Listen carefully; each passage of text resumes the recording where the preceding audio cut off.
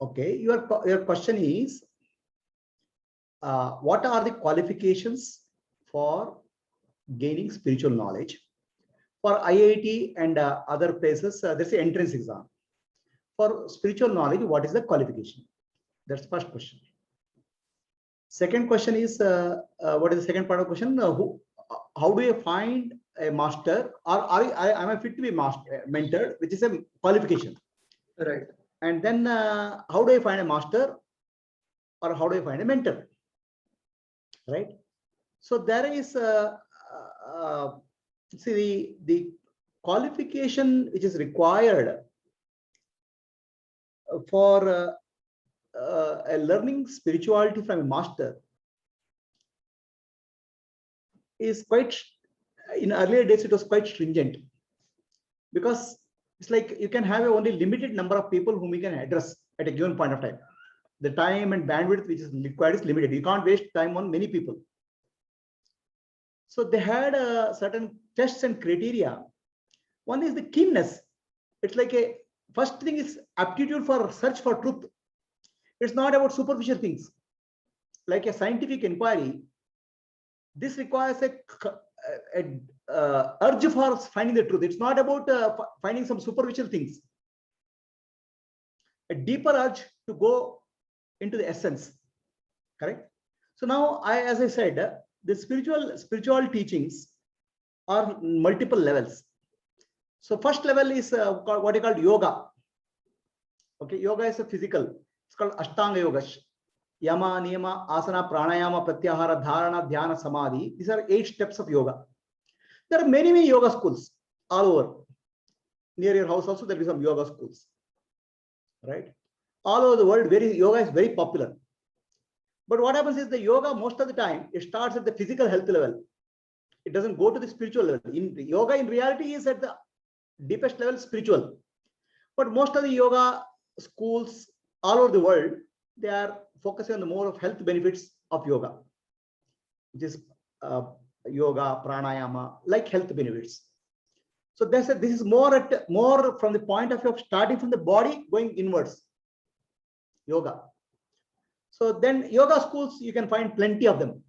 Then the qualification for the yoga school is you have to be ready, go there, learn some yoga every day morning.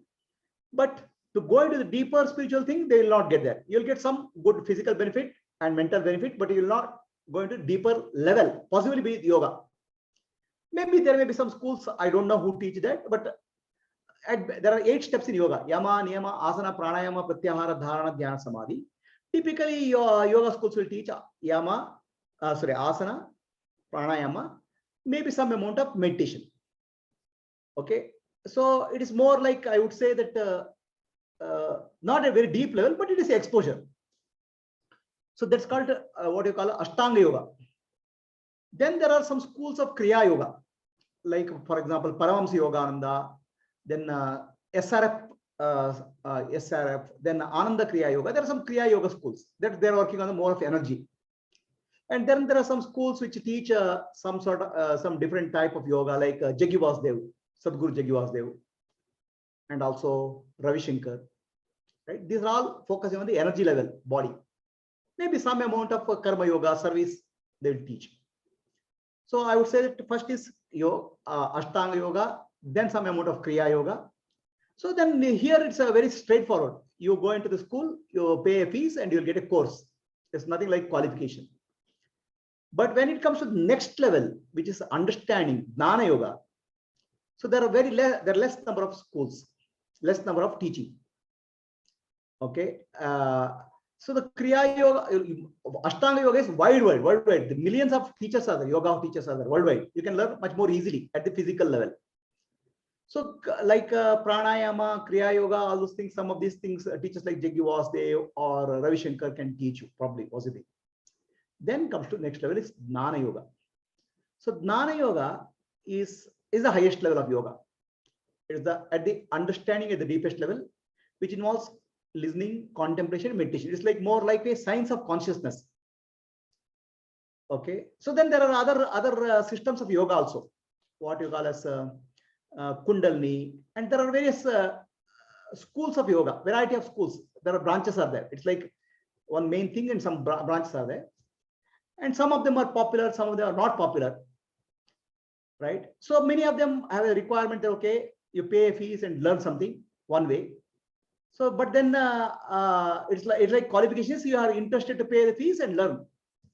Whereas when you come to Gnana Yoga, which is understand the spiritual teaching, like study of Vedanta, Upanishad, Bhagavad Gita, Brahma Sutra, there are many teachers, many monks are there who teach. You might have seen many monks, Chinmaya Mission, Ramakrishna Mission, they teach, many of them teach, right?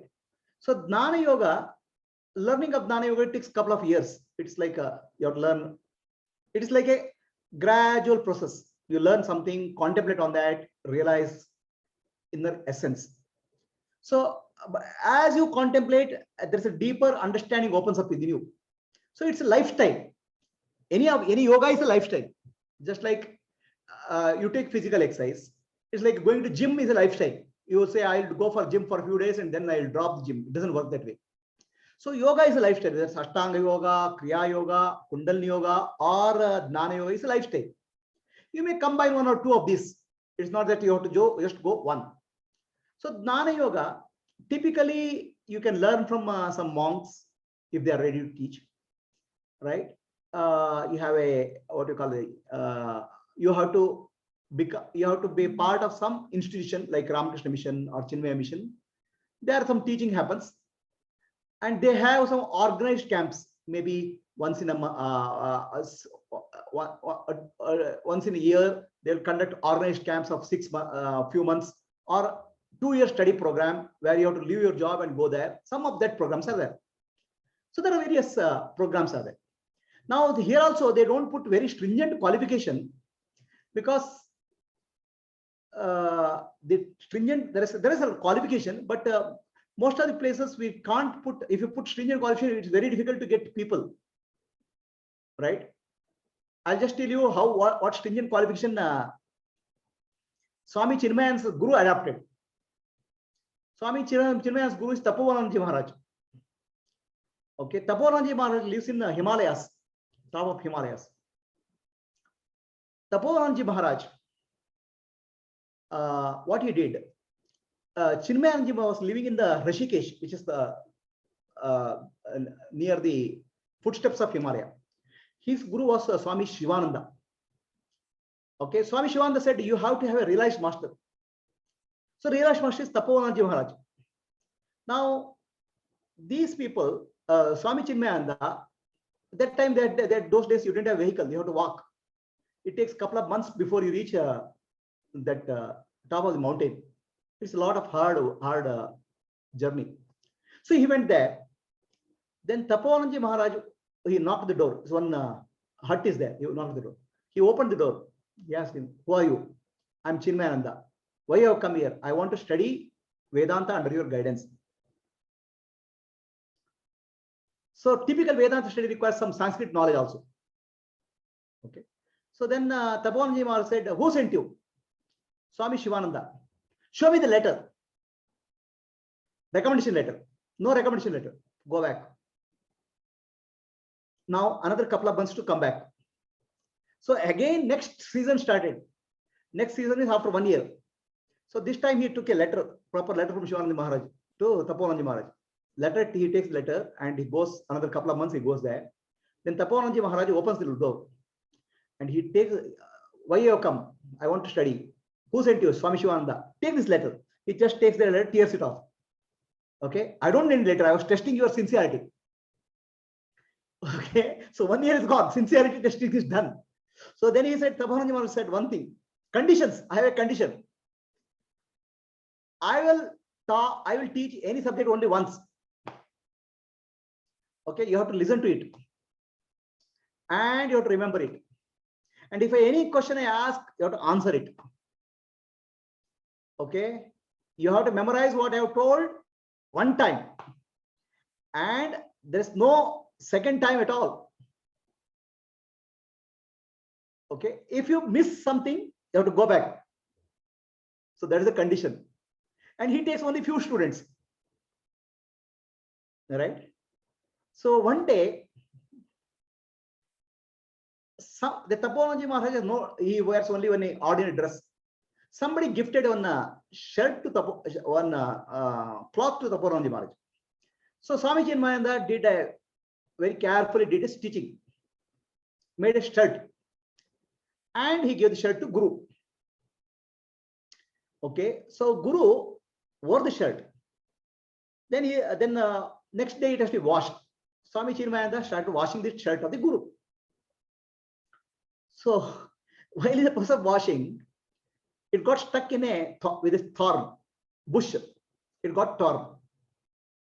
Swami Taponaji got very, very angry. You are an idiot. You don't even know how to do your work. You tore my shirt. You purposely tore your shirt. Okay. He abused him for 7 days. So then Swamiji Maharaj got fed up of this Guruji. He wanted to run away from that place. Okay. So then he was packing his baggage for running away. Then somebody told his senior Swamiji, don't run away. Your Guru is testing your patience. So then Swami the Guru Chinmayananda goes and Guru says, I'll stitch the cloth. So then Taponaji Maharaj smiles. So like that, there's some actually here, it's all your inner qualities are being tested. Your patience, your ability to your persistence, all these things are tested. Now, if you do apply those tests, you will not have any students at all. That's the situation today. IIT, you may get thousands of students, but if you apply real qualities of a spiritual seeker, you can't get anybody. So typically, these schools will have an open system to come and study. Those who have the ability to observe, they'll continue, and those who can't do, they'll get dropped. Okay. So like that. So now I have a system of teaching, my own system of teaching. So what I have done, see, I don't have an ashram or a facility. I don't have any infrastructure. What I have done is I have recorded about there are about 6,000 talks are recorded. Every day I talk on various aspects of Vedanta. The 6,000 talks is almost 5,000 hours of teaching. It's a huge amount, right? I don't have the ability to run a school. So what I have created a syllabus or a system of education, and because of the YouTube, because of the internet, it's available all the time. So I have two types of system. Those who want to interested that people watch them on the YouTube anywhere in the world. I don't even know who watches, where they watch. So then there is another set of people who say, I am interested to learn something, but I need a guidance because 6,000 videos is like an ocean. I can't navigate through that. So for that, what I have created is I have created called Vedanta Study Circle. Vedanta Study Circle. It's a group of people, and any group is not more than 5 people. Okay, 5 people will have one coordinator. All my senior students who have already spent a couple of years with me, they become coordinators. They know what I teach, what is the system I teach, and they have spent with me some couple of years. Now I am not able to handle because there are more students, more people. So initially, less number of people were there. They were directly in touch with me, so I was able to teach them quite a few things. So these become the coordinators. I have a graded learning mechanism from right from the beginning. It's like from fundamentals all the way up to more advanced topic. It takes a couple of years. It won't happen overnight. But as you do that, a deeper and deeper opening up happens over a period of time. Okay. These are not for quick results. These are all steady results. It takes time. It's a lifestyle. So now what happens is this group, I have, let's say I have talked on a topic, let's say Tattva Bodha. So now Tattva Bodha talk, this group take one talk. There are in Tattva Bodha, one subject called Tattva Bodha. I have made it into lessons, like beginning from more beginning to advanced. So you take up, then the study is available on YouTube, their study.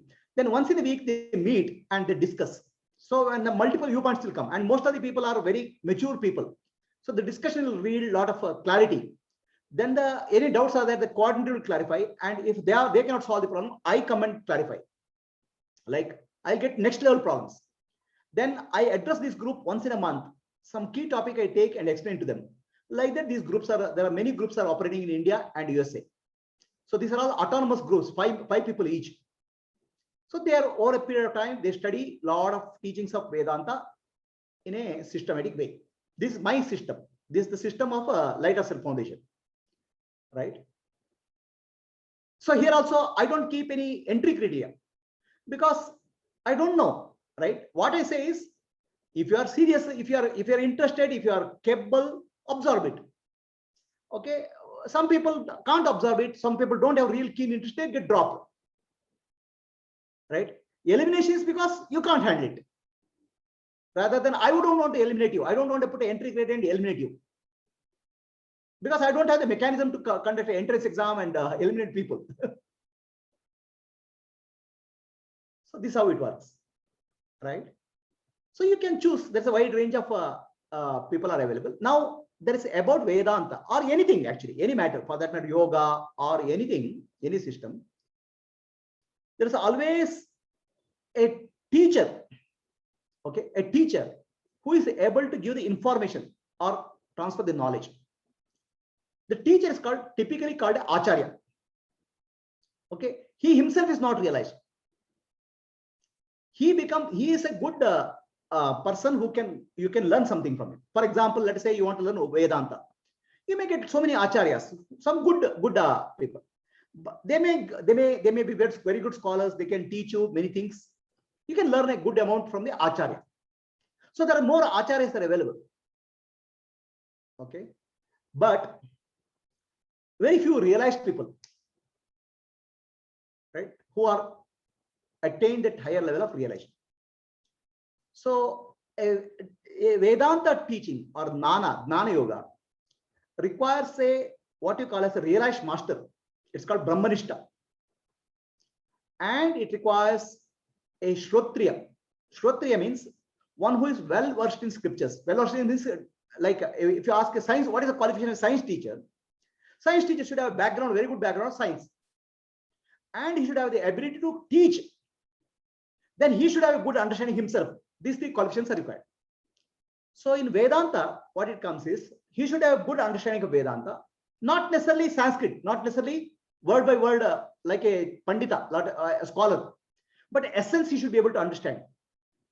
Then essence he should be able to communicate. He should be a very good teacher. Communication ability should be very good.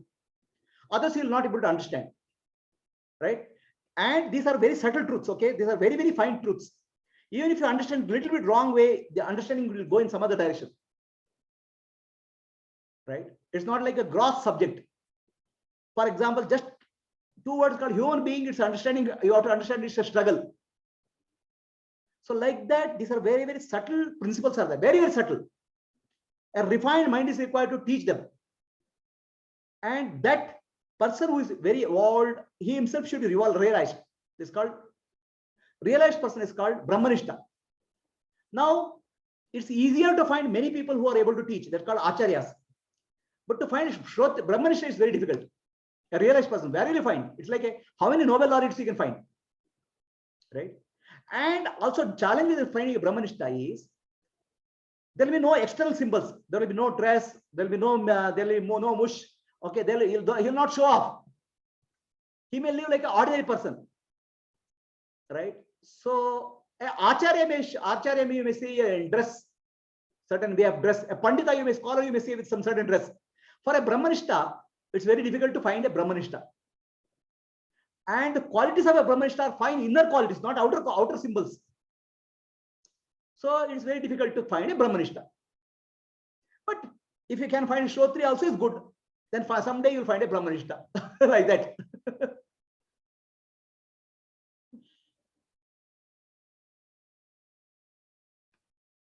Right? So now, to find a Brahmanishta or to find a good Vedanta teacher is also because of a good merit, good punya, good merit. Right? It's like as good as a marriage. So marriage, there are hundreds of girls, hundreds of boys. Then finally one girl and one boy meet. Why they meet? We don't know. The boy will say, I looked at the girl's eyes and girl's eyes look like very beautiful, like a lotus. I don't know whether you've seen lotus in life, but his eyes look like a lotus. Okay. Something clicks. Right? That's why marriages are made in heaven, they say. because nobody knows understand the logic of that. Okay, so in spiritual life also, finally you'll meet a master. So that becomes a more of a your karmic impressions that get, there's a match happens. Okay, and that match will take you to the right person based on your evolution, and the learning happens.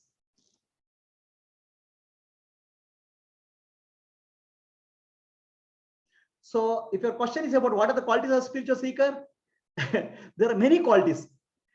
Okay, that's called, there are 8 qualities: Viveka, Vairagya, Shama, Dama, Titiksha, Uparati, Shraddha, Samadhana. You will run away from all these words. Don't worry about those too many words. There are a lot of qualities. Patience. Okay, the faith in the master, faith in the guru. Okay, here you have to, it's a journey of faith, not the faith in the sense it's a blind faith. Okay, so when you started science learning, you took a journey because you don't know what you are learning. So science will give me benefit, this school will give me benefit, that faith is required. The guru or this system will give me benefit, that faith is required. That otherwise you will not be able to give focus and study, right? So this is one way. Then second thing is, how did you study a school? Because the school is popular, one way. Or how did you marry a girl? That's a better answer. How did you marry a girl or girl married a boy? You'll do some due diligence now. Okay. First thing is boy's parents, then friends reference check. So then photo, then some horoscope, some matching you do. Like that you do have to do diligence before you go and join any school. You have to take a reference from somebody. Okay, is this school good? Did you get benefit? Like that reference also you have to take.